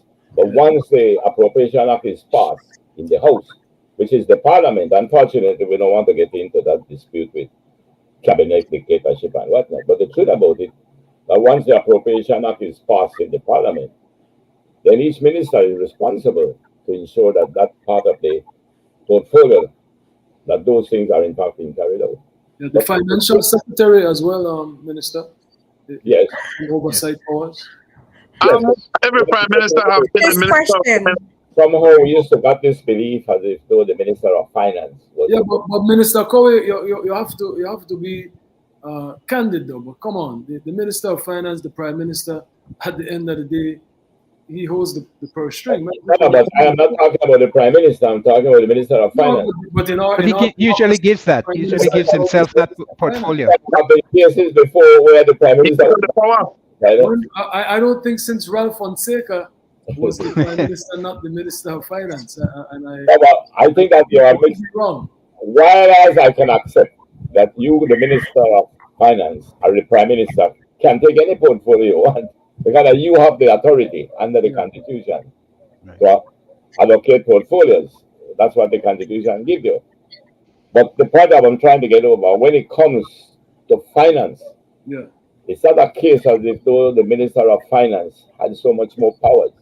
Because it's the Parliament that makes the decision, not the Minister of When Finance. that budget, when those budgets are drafted, brother Joe, you know that comes from the top when they sit down. And they decide. Influenced by the top. Yes, but what I'm getting here, that is, but that is not the law. The sport is appropriated in the Honorable House. Not about what we are mistaken, Mr. Leader of the Opposition. We are going by what we practice. We are not going by the Constitution. By the Constitution, the minister cannot override a member of Parliament. They have more power. Remember, our ministers are members of Parliament. That's what I'm saying. That is the problem with us because we adopted our parliamentary system where we have 31 seats, but sometimes we end up with 16 ministers. No, in Britain, right now we got 26 ministers. Right, but in Britain you have over 400 ministers. 400 parliamentarians, but you only have 28 ministers. Yeah. So what happened? We need to review that part of the Constitution. Wasn't And our there a law Constitution that you says could on- only have 2/3 of the House as ministers? Of your party, of your Well, party, of your winning party. No, it's not the party. No, it's the- but I believe they're ministers of state. Yeah, which they don't count as full-fledged Yeah, ministers. they don't count as full. They are invited to the cabinet, but anyhow, it's not. I don't want to belabor. What I wanted to get down to was clearly the fact. Another question. Since Dr. Barrow, since you're the opposition of the leader and you sit in cabinets or No, the I House don't of sit. I don't sit in or the sit in the cabinet. House of The Representatives. opposition I don't leader does not sit in the remember. cabinet. I don't know anything about Belize and how it operates. I'm learning as I'm going along as well. So my question to you is, what type of budget does each ministry have that they can stand out, as how can I say out, without having to send an requisition to the finance department. Like if I had a budget, I say, if you give me a $10,000 budget and you say, okay, Lisa, you get to spend 5,000, but if you need anything over 5,000, you can't cap your 10. If you need 9,000, you need to let me know. How does that work in Belize? As far as that type of autonomy, again, I was thinking in the bigger context of them being able to just do whatever they want without accountability. Because remember, you have the general that should be doing their job. You have the contractor general that should be doing their job and having the oversight mechanisms in place. But you're right. The ministries do have the autonomy once the budget is approved by the Minister of Finance, the Financial Secretary, etc. Then they would be spending that money. But I don't. It's not as if the ministry has a separate account. And Minister Kowi can tell you, I don't believe they have their own account. Everything comes from the Treasury. I don't think it goes up to $6.9 million, does it? Yeah, It certainly did. So Minister Hyde, the DPM, it's not as if the Ministry of Natural Resources has its own bank account, right? Right. Paid, So that was had to paid be from finance, yeah. Right. That's right. right? So I think all the money is paid from finance. So there is autonomy. With, Yeah, it comes from- you make the requisition. And so that's what I'm telling you. It still goes back to finance, and I guess maybe it depends on the relationship you have with the Minister of Finance, where he'll be looking and he'll be scrutinized and saying, well, "What's this $7 million for?" But what I don't think seems- anybody scrutinized it. I think everybody just waved their hand and said, yeah. "Let it seems- go." So once the seems clear- appropriation act has been passed, once the appropriation act has been passed by the Parliament, what this seems ministry clear, has a right. what seems clear, excuse me, Joe, Sure. what seems clear is that this wasn't a one-person hustle or a two-person, that there seems to have been many involved in getting this there, and it was done in a way where nobody else outside knew about it, only those in the inner circle. So that's something that we have to look at, don't you think so? Yeah. Because one person would not have been able to approve that kind of money. Well, actually, no. The Prime Minister has the power to do that. He's the Minister of Finance. So when that's why it is very, very disheartening that with a straight face he would say he didn't know anything about it. When the $6.9 million has to be approved, and the Financial Secretary, Mr. Wick, worked under the UDP as well, and Joe Wade would not disperse $7 million without approval from the Minister of Finance. Go ahead. And the other thing I wanted to ask, Belmopan is a small city. Where is the mayor in this? I mean, has anyone spoken to the mayor? Like, I really want to know. I mean, Well, is this that's part of local. his That's local constituency? government. And you're right. But But he's unfortunately, part of that. We have a ARF too. but it's politicized because the local government is aligned with the central government. That's right. So certainly the mayor is not going to come out against his party. I give credit to the president of UB, who was very transparent with the media and said that he objected to the hospital not being built on the campus, that he was very disappointed with that. So at least he was honest, but I'm sure he was chastised shortly after. I have great respect for the chairman of the board, Mr. Godfrey Smith, and I have asked him, to please do something about this. So I look forward to seeing what he will say and what he will do. Did he Let me ask state you a an opinion question. on it? What does he feel about it? He has not responded to me, but I know him to be a decent gentleman and to want what is best for the Let me least. ask So you a I question. hope that he would. Hoping for the best, yeah. Ms. Dr. Barrow, does leader of the opposition gets transcript of what goes on in the cabinet? Do they know, or is there any official? No. We only get the press release that the public gets, and even the Senate Select Committee that is currently investigating the Portico corrupt definitive agreement. They're having difficulties getting the Prime Minister and other ministers of cabinet to appear and getting the cabinet brief and documents that went into that horrendous decision to take the Portico definitive agreement to the House of Parliament and to pass it. So no, we don't have any access to what those confidential discussions. While I have you here, how do you feel about a fixed date for election or a 4-year term? Any thoughts on those? I've grown up in the 5-year cycle, Westminster parliamentary democracy. So I don't have any intentions to change that. But my position is always what the people want. If there's a cry, I don't hear any cry. I don't hear anybody saying that they want to change to fixed dates. But there is at least one member of my executive that has made that proposal to me. But it's not a cry that I'm hearing from the public. Mr. Partevila, given our political culture, would you prepare to give some serious consideration to proportional representation as opposed to just the first past the post present system? So proposing legislation for what? Would you, given the political culture of the country, would you prepare to give some serious consideration to replace the first past the post system as it is now with proportional representation in the parliament? Oh, you're talking about the list where you vote based on the list? Proportional, where you know you will receive your seats according to the proportionate part of the votes that you got. Instead of right now the first past the post, right? I haven't. Winner takes all. I haven't studied that. No, what first past the post and winner takes all is different. But I haven't studied that. But you know, we have been doing the first past the post for entire independence and even before that.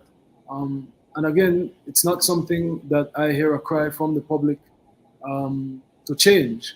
But it has not served our people well. But I don't know how the proportionality model would serve. So I'm prepared to be educated and enlightened as to how you believe that would benefit our democracy. We had times in our history when the opposition, particularly during the NIP period, when they were winning 42-44% of the popular vote, but they were only having 1 or 2 seats in the House. That proportional representation would make accommodation for that, so that they would have a proportion of the citizens that vote for them as part of that government, or not government, but as members of the National Assembly or Parliament. Well, you'd have to explain how that happens, though. 44% of the vote, and you only get 2 seats in the House. Yeah. That's the problem we've been having through our history. You see, the problem I would have with that, as I said, I haven't studied it, right? But fair is fair. If you run in Mesopotamia, you run against me and you lose. So then how, and in each constituency, if the people voted for someone else, so as I think about it, no, I wouldn't support that. The voice of the people is the voice of God. If people voted in Caribbean shores to elect, Brother Kowe, or voted, to elect Nigel Petio in Belmopan, not saying that he's a politician, but just not yet. Yeah. How could you not respect that? I don't see. But there's a greater respect, and that is the will of the people in their proportionality. But the will of the people in the constituency said that they wanted Joe Cowie, they wanted Shane. Well, that is one will. That is one will, right? That is one will. The criticism, Mr. Partevila, is that you get 49% of the vote. Yeah. The other side gets 51% of the vote. But the one with the 49% may not even have 1 seat. Yeah. So because the people voted for how do you balance a country like that? How do you deprive? No, I totally disagree. Okay. How do you deprive the people of who they voted? That's why we changed. That's why we changed the process of how we elect them by proportional representation. No, well, I disagree. You asked my opinion. I believe. I understand. People should elect who they want to represent them in Parliament. Okay. All right, we're coming near to the end of the show. Mr. Barrow, This is the longest. Anybody hold up on a seat like that, man? I'm glad you came. We appreciate it. Before you go, we know you had converted to Judaism. I did not convert to Judaism. You need to know the history of the Barrows and the Lindos. Barrows are Baruch. They are Jewish people that came from Portugal and different parts of the free world. The Lindos are from Portugal as well, and there's an entire history.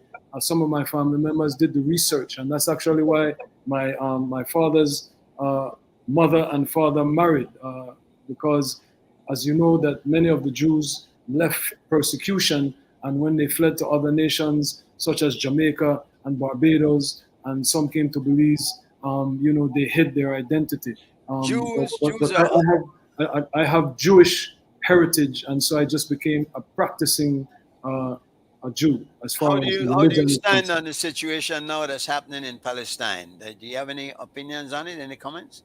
I believe in a two-state solution. I believe that the military exercise has to conclude. This cannot continue in perpetuity. I believe that the terrorism has to stop. We will not have a two-state solution with people like Hamas wanting Israel to be exterminated.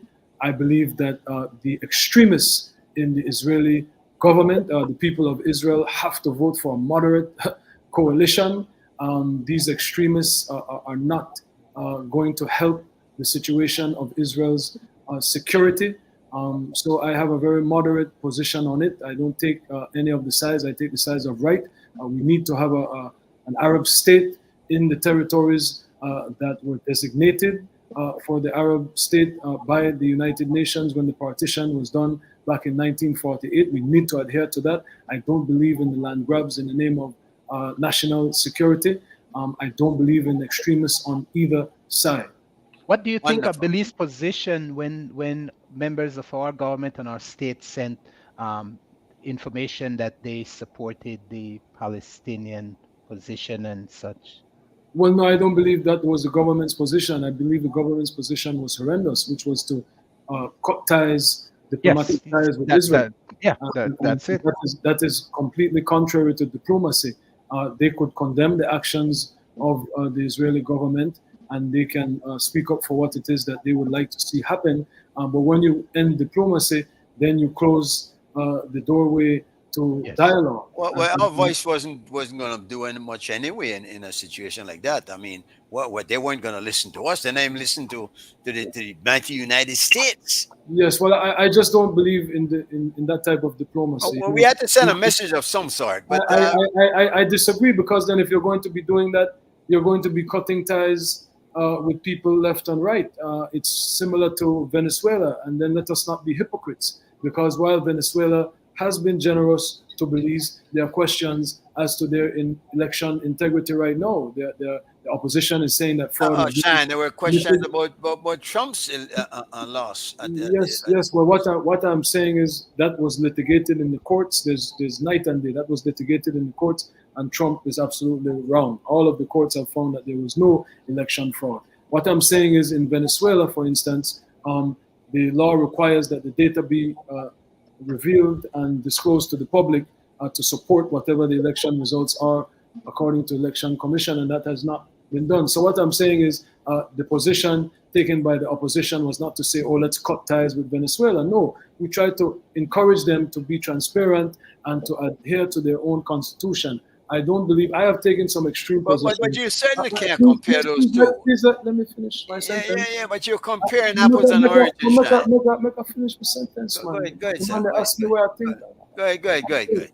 I'm just telling you that I have been extreme in my foreign policy in previous, and I have matured and I have grown to this position of not taking extreme positions, whether it be when the Cuban president was here. I feel strongly about democracy, but maybe protesting his visit was a bit extreme, because Cuba has been a friend to Belize. And so maybe I should have just, I could have not attended, but just not said anything about it. I believe that the George Price doctrine of friend to all and enemy to none, and the first thing they asked George Price after he was elected the first prime minister of Belize, said, well, what are you going to do? What will your foreign policy be? He said, foreign policy, I am concerned about my domestic policy, and I am concerned about Belize and what we can do for Belize. So I think Belize needs to worry about Belize, and Belize does not need to isolate any of our partners on the world stage. Despite our disagreements, we can record our disagreements, and no matter who is investing or who is given,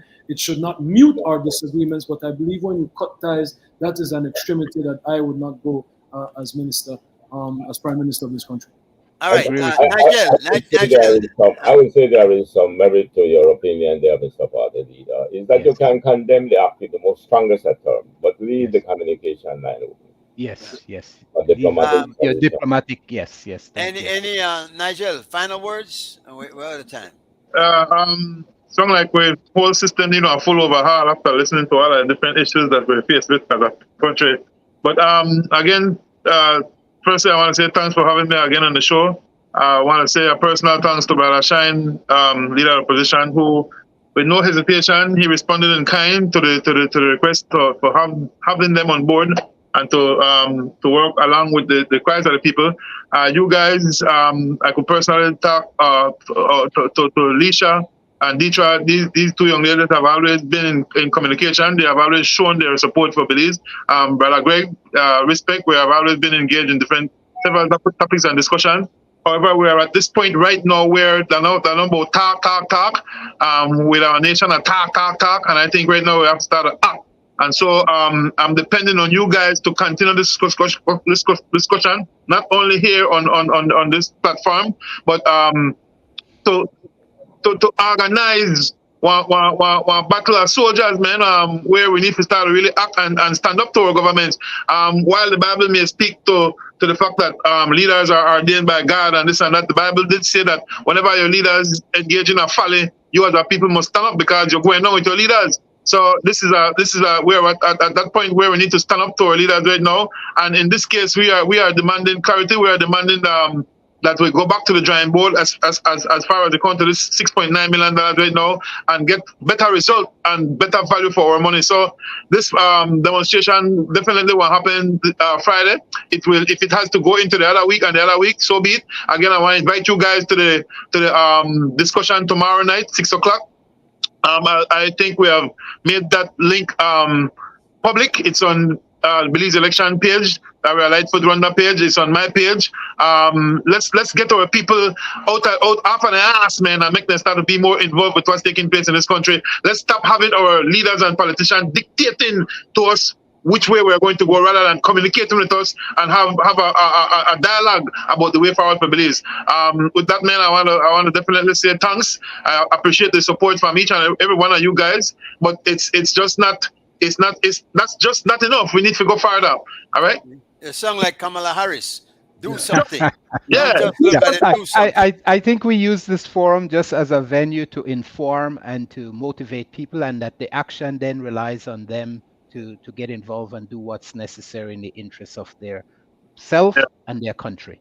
I just like to thank you guys. I have respect for all of you that I know. I know Brother Joe. I always see him in passing, and he's always a elder statesman. Brother G. Mike, I know you, and I commend you on the work that you do, your philanthropic work. And all of you, I just appreciate you giving your perspectives. This is not about politics. This is about what is right for Belize. Belize first. And none of us can do it by ourselves. We need to do it as a nation. And when things aren't right, we need to speak out. We cannot allow partisanship to mute us. And so I commend all of you guys for having this discussion and giving our Brother Petillo the platform to voice his outrage and bring it to the attention. As I said, the hope is that the Prime Minister will reverse course, which will be better for him and his government and better for the Belizean people. So thank you, Wonderful. Thank you, Shine. Thank you, Petillo. Thank you, Joe. Thank you, Lisa. Thank you, Disha. Greg. We want to thank Ditra for organizing and having Mr. Barrow on. I've been trying to get him for a long time, and he just brushed me off. But I'm glad he came by tonight. Next week, same time, same place, folks. See why? Again, thanks for having me again on the show. I want to say a personal thanks to. Go ahead. All right, that will be that your thing we call again just now. Play back. Okay, all right, guys. Pilar for the kids at Yabra. We got one on the 11 team where you guys have to see Petillo, Nigel, organize only game for you. Then we could come out there and play a team, right? Oh, you can handle that or what? You don't got bad knee and anything that you can handle or what? You don't worry about me. I up on the sideline, and my boys when they out there, then they do it. You don't worry about that. With a call. All right. He got extra legs tonight. By the way, how did the games go over the weekend? With that? Where's Elisa? All right, everybody good? Respect. Right. Good night. Good night, everyone. Thank you. Bye, Mr. Joe. Come on. Good night. Good to see you, Mr. Cowley. Nice to be back. Good to have you back in the house, Jojo. Hey, man, nice to be back with you all. Yeah, man. CY, take us out of here, man. We're out of time. You no see nothing yet, you no hear nothing yet, you no know nothing yet. You better not say nothing yet. You want to know how somebody not dead yet? Eradicate all threats. Oh. Living in a Bobby wrong, and nothing nice. Life no have no value, but death's got a price.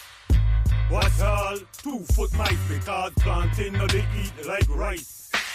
Living in a Bobby wrong, and nothing nice. Life no have no value, but death's got a price. Watch all 2 foot mice, planting no they eat like rice. Surviving to me, it's my Kongin achievement. Now my main objective is just to stay on the pavement.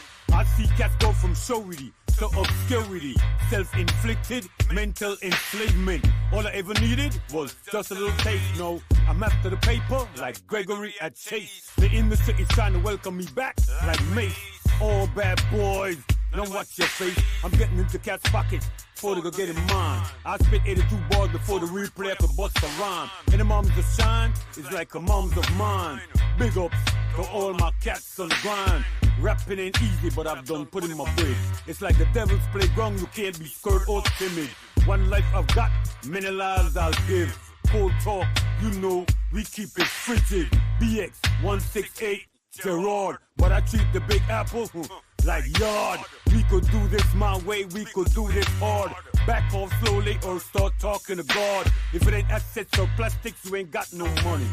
If it ain't high grade, you're not rolling the bunny. If it ain't litter, it ain't sweet like honey. All thanks to Jah, even my nights is sunny. You could have $1 in a dream, but you've got to be asleep. You could be the president, you just got to pick the right feet. You can't be friends with everyone you meet. Ain't nothing nice in the NYC street. But if the devil offered you water, would you die of thirst? If you seen an old lady, would you snatch her purse? Would you mind being second if you couldn't be first? Would you mind clapping guns as I rate this verse? And I do what I do like I'm doing it for a feature. You be the creature, reverse your polarity, go against your nature. See how many of these niggas is really gonna hate you. Living in a Bobby wrong, and nothing nice. Life no have no value, but death's got a price. Watch all 2 foot mice, because planting no they eat like rice. Living in a Bobby wrong, and nothing nice. Life no have no value, but death's got a price. Watch all 2 foot mice, planting no they eat like rice. I'll make you black hotter than Belize and Tamale. You'll be assed out like Usay and Kusay. Who say at the end of this call you can't dangle? I'll stroll past your makeshift memorial and blow out your candle. Triple like Fandango. You'll turn a lot of say to pale. I ain't afraid of no ghosts, another brag, another boast. East Coast, West Coast, anniversal. I'll leave you stuck at rehearsal. Reversal of fortune. Time to let the light shine like the Neptune. Then evap to the boondock. Still keep it in the car. Still be gritty. Still be nutty. The only reason to blow through the city is to scramble brain dead challenges. I'm bullets like Wall Street. Gorging or battlers like ballistic heat. I keep it constant, consistent, potent. It's with bad intent I spit. Us, let them know. Lots of goons moving it. If I can't dazzle him with brilliance, I'll have to baffle him with bullshit. I'm here setting trends, believe it. Living in a Bobby wrong, and nothing nice. Life no have no value, but death's got a price. Watch all 2 foot mice, because planting no they eat like rice. Living in a Bobby wrong, and nothing nice. Life no have no value, but death's got a price. Watch all 2 foot mice, planting no they eat like rice.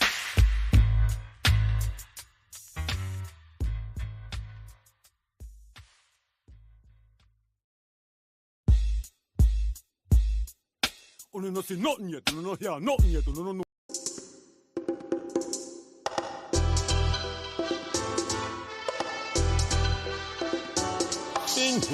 I believe that massive, me begging if you just live progressive, because you really like to real life if we live.